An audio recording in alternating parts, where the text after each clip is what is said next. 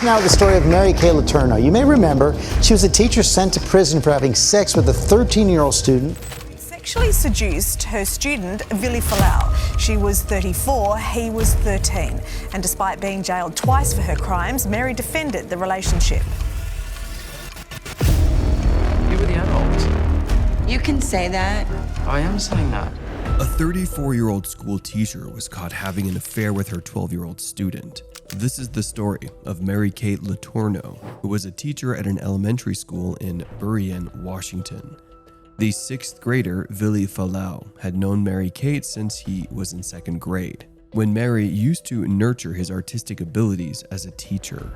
Who would have thought that behind the pretense of being a caring school teacher was a pedophile who was grooming a 12-year-old child? And how did this illicit affair between Mary and Billy turn into a 10-plus year marriage and result in 2 children? Get ready as we uncover the complete story of Mary Kay LeTourneau and her crime, which she saw as nothing but true love between 2 people.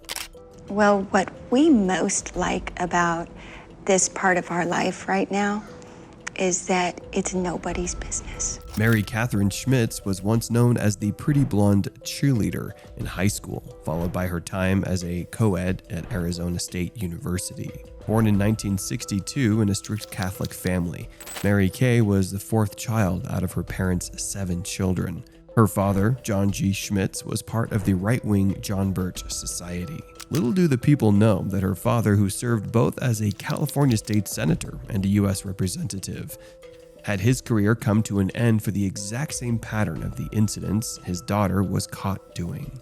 As though fate had provided a preview, John G. Schmitz used to teach at Santa Ana College, where he was caught having an extramarital affair with a student, which resulted in the birth of 2 children. This revelation finished his political career and his wife's career as a conservative political commentator. As for Mary Kay, something shifted dramatically within her after her father's affair came to light in 1982. Michelle Lobdell, her childhood friend, revealed that something had changed inside Mary after her father's scandal. She lost the ability to make decisions for her life that were good for her. In the words of Michelle Lobdell, she lived in a fantasy world because it was the only world she could stand.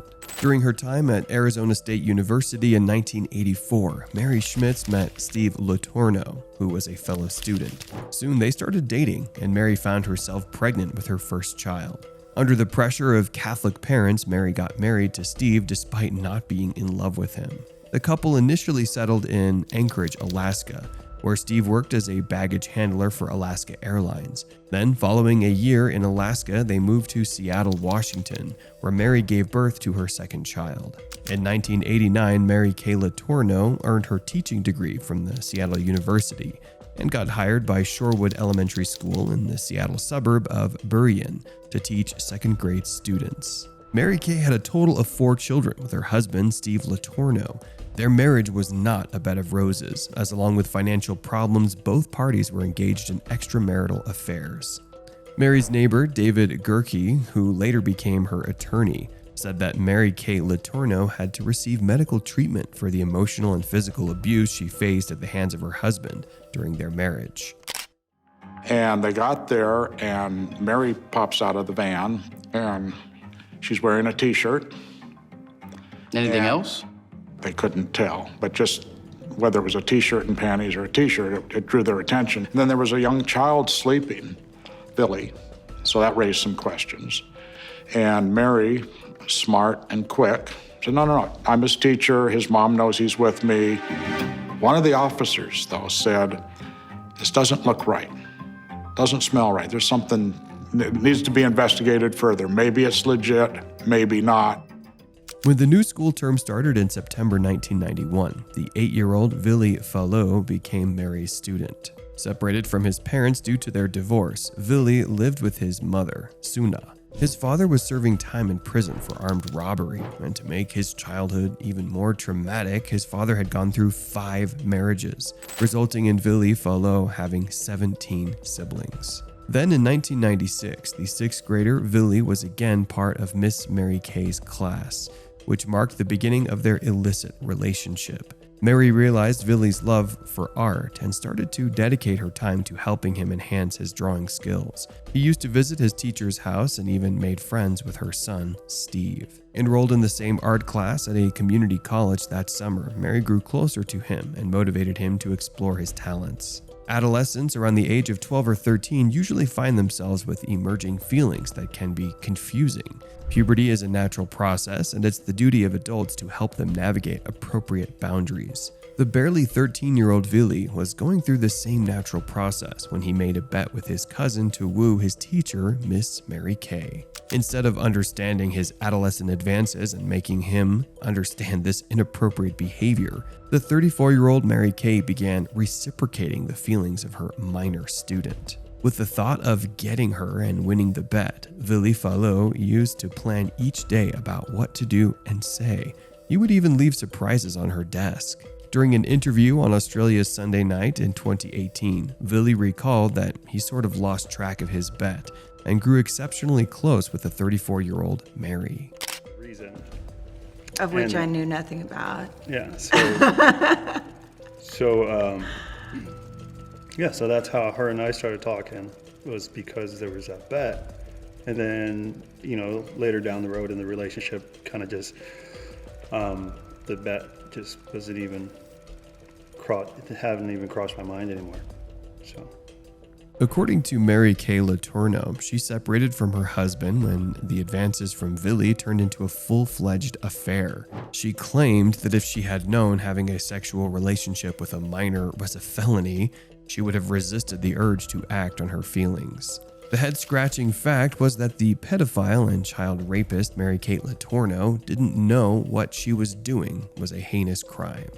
Well, if you're going to be 100, then I'm going to be 80 because I'm not living another day in this world without you. Describing the lead up to the affair, Mary said that it was like a million moments that just kept building something very beautiful and scary at the same time. She disclosed that she wasn't seeking to fall in love after her miscarriage in the same year led to her depression. Around 1:20 a.m. on June 19, 1996, Mary and Billy were sitting in her minivan near the Des Moines Marina when the police came to her with suspicious eyes. Mary was seen jumping in the front seat while Billy pretended to be asleep in the back seat. The then 34-year-old LeTourneau informed officers that the boy was 18, which prompted the police's suspicions of possible inappropriate sexual conduct. She even provided false names for identification. But being taken to the police station, both Billy Falla and Mary Kay LeTourneau denied any instances of touching, according to their account. Mary had been babysitting Billy and took him out of her home after having an argument with her husband. She described Billy as her family friend who had been staying with them the previous night and had run away after witnessing the fight. Even a call to Falla's mother was made that verified he was under the care of a reliable adult. Billy's mother later revealed that she trusted her son when he assured her there was nothing inappropriate going on between them. But she mentioned that had she been informed about Mary's deception about Billy's age and the events in the car, she would not have allowed the police to let her son go back to Mary Kay LeTourneau. Just 2 months later, in September 1996, when Billy started his 7th grade at Cascade Middle School, Mary Kay was pregnant with their first daughter, Audrey Lokalani Falla. Things escalated quickly when in February 1997, Mary's husband found love letters between his wife and her 6th grade student. The situation became more head-spinning, as Mary was already 6 months pregnant at that time. The police then received a tip from one of Steve's relatives, and on March 4, 1997, Mary Kay LeTourneau was arrested for second-degree child rape. Today I am still in great pain. Pain for my children's loss, being apart from me. My one hope is that this will be a time for my children to give their gift of love to their father. Mary was persistent in her stance that it was Billy who had approached her. It was not in her knowledge that falling in love and having a sexual relationship with a minor teenager was a crime. In 1997, she told the Seattle Times that there was understanding and respect between the two. And it was nothing sexual at first because she got the feeling one gets from a brother or sister who is part of life forever. She even felt that Billy might marry her daughter one day. But as Mary Kay thought, her illicit affair wasn't exactly hidden from the people at her school. In 1999, Greg Olson, a true crime author, wrote the book, If Loving You Is Wrong, about the twisted story of Mary Kay LeTourneau, where she mentioned a few incidents that Mary's colleagues had witnessed at school. One janitor saw Mary and Billy in a bathroom stall, while other teachers saw them kissing. Mary Kay had even brought Billy to their home, and there were rumors that the two engaged in sexual activities on the rooftop. Mary Kay LeTourneau ultimately had to plead guilty to the 2 charges of second-degree rape, while admitting to the judge with remorse that she had no right to engage in the actions she did, as they were wrong both legally and morally. She further apologized in court and gave her word that she would not repeat what she had done. It was wrong, and I am sorry. Amidst all the court hearings and waiting for her sentence, Mary Kay gave birth to her and Billy's daughter on May 29, 1997. As per media reports, the judge was biased towards Mary Kay LeTourneau and wanted to go easy on her. Initially, the state had sentenced Mary to 6.5 years in prison, but through a plea agreement, the judge reduced her sentence to 6 months in prison and 3 years of sex offender treatment. Even the 3 months from her leftover 6 months in the county jail were suspended. All Mary Kay LeTourneau had to do in return for this reduced sentence deal was to stay away from Billy Falla, her 5 children, and any other minor for that matter. Mary completed her jail sentence of 3 months in January 1998, and her name was added to the sex offender registry. Guess what happened a few weeks later? Yes, Mary was caught again doing the act she pledged not to do. On February 3, 1998, Mary Kay LeTourneau was discovered by the police in a car with Billy Falla near her residence. At first, Mary denied the presence of another person in the car. Later, they again provided the wrong names for police identification. According to police reports, Mary and Billy had a full-blown sexual escapade in the car. Upon inquiry from a detective, the 14-year-old Billy Falla had been suspended from the school and revealed that he and Mary engaged in constant kissing, and Mary even let him touch her thigh, but no sexual intercourse took place between them. Upon searching the car, the police officers found a box containing $6,500 in cash, some baby clothes, and a concealed passport. These findings strongly suggested that the two intended to flee the area with their 9-month-old baby. Mary Kay LeTourneau was arrested again. Evidence was found that the two had met multiple times following LeTourneau's release from jail on January 2nd. In the car, police had found receipts totaling $850 in purchases of men's and infant clothing made since January 20th. Mary Kay LeTourneau claimed that the whopping amount of cash found was for her dermatology treatments and her divorce lawyer. She tried to justify the men's clothing as gifts for her relatives, and some for her personal use, as she preferred wearing oversized men's clothes. The judge had no choice but to revert back to Mary's original sentence. She appeared in front of the judge on February 6, 1998, where the judge told Mary that she had foolishly squandered the opportunity she was given. Mary Kay LeTourneau's plea agreement was revoked, and she was sentenced to 7.5 years in prison for not abiding by the no-contact order.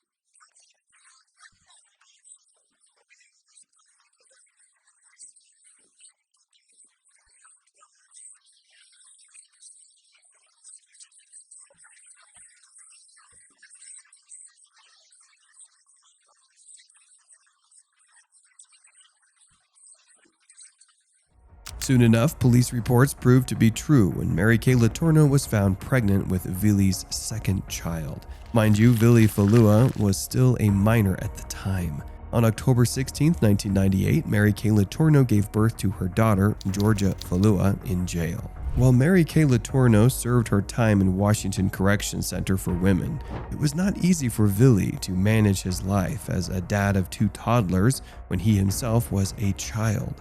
Billy lived with his family, and custody of both his daughters was given to his mother, Suna. In an interview with Barbara Walters in 2015, Billy opened up about his struggle with depression. He said that it was a really dark time for him, and he was surprised over how he was still alive. Meanwhile, Mary Kay LeTourneau had found a number of activities to keep herself occupied in prison.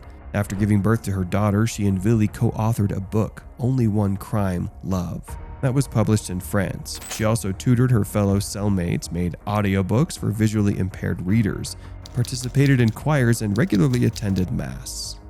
Then in 1999, Mary's first husband, Steve, filed for divorce and full custody of their 4 children. They eventually divorced while Mary was still in prison. Steve moved to Alaska, remarried, and had more children. Mary Kay LeTourneau became a grandmother in 2010 when her oldest son had a daughter. To get an idea about the diabolical age gap between Billy and Mary, Billy was around 27 years old in 2010. As time passed and the calendar marked the year 2002, Billy's mental health deteriorated to serious extents. Dropping out of school and having 2 children to take care of took a great toll on Billy, who battled the formidable combination of suicidal depression and alcoholism in his teenage years. He even attempted suicide in March of 1999. Back in 2002, Billy's family took legal action against the Highline School District and the city of Des Moines, Washington. They sued them for failing to protect a minor against child grooming and sexual abuse. The family sought compensation for emotional distress, lost wages, and the expenses required to raise his 2 children. A 10-week trial was held, but no damages were granted. As per his attorney, Billy could not be employed since he was underage. That's why he asked for around $2 million for himself and his mother. Based on Billy's previous accounts of lying, the school district officials and police alleged their lawsuit was a way of gold digging. The jurors had heard the testimonies from police, psychiatrists, school district staff, and Falla himself, who had previously provided false statements under oath. One such incident was when he claimed to have sex with Mary on school grounds. Another detail was revealed during the trial was the whopping amount of nearly $180,000 that Billy and his mother had attained by selling the story of the 34-year-old teacher's affair with a 13-year-old to tabloids, movies, and for book deals. In 2004, Mary Kay LeTourneau was released from prison when Billy was legally an adult. The 21-year-old Billy still wanted to be together with Mary, and for that, the couple filed for reversal of the no-contact order. On August 7, 2004, they were granted their wish, and in February 2005, they decided on a date to exchange their vows. On the 20th of May 2005 in Washington, the 43-year-old Mary Kay LeTourneau tied the knot with the 22-year-old Billy Falla at a winery surrounded by 250 guests. Their 2 daughters were the flower girls at the wedding, and 2 of Mary's kids from her previous marriage also attended the absurd reunion. One pattern we noticed in Mary and Billy was their readiness to be in the spotlight. A year into the marriage, the couple shared their marital life with People magazine.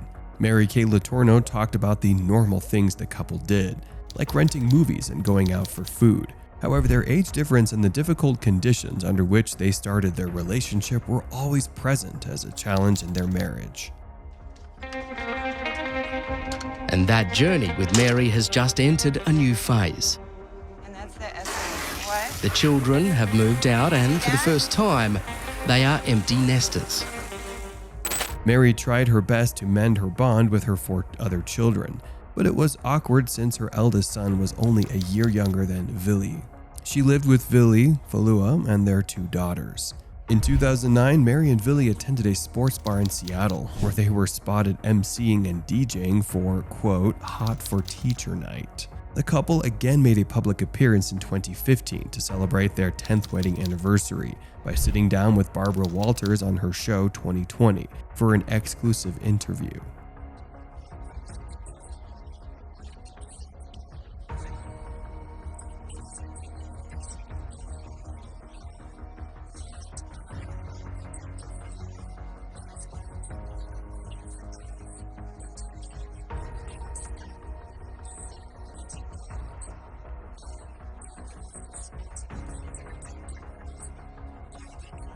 Apart from questions about her marriage and parenthood, the host asked Mary if she ever felt guilty or disgusted for abusing Billy, to which she replied that she loved Billy very much and thought, why could it never be just a kiss? She also addressed the twisted side of her relationship and said, "There's a story of us that has a life of its own, but it's not our story."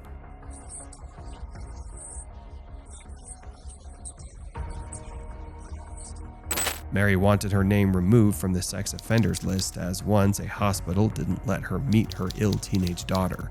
She also wanted to return to teaching.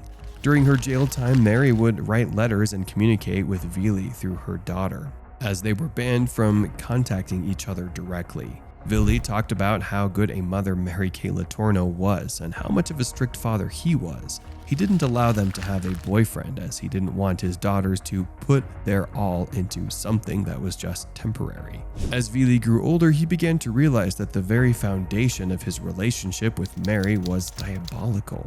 12 years into his marriage, he finally mustered up the courage to file for legal separation from Mary, and that was in 2017. But he later withdrew his filing and continued living with Mary until 2019, when their legal separation was finalized. At this time, Billy was a professional DJ.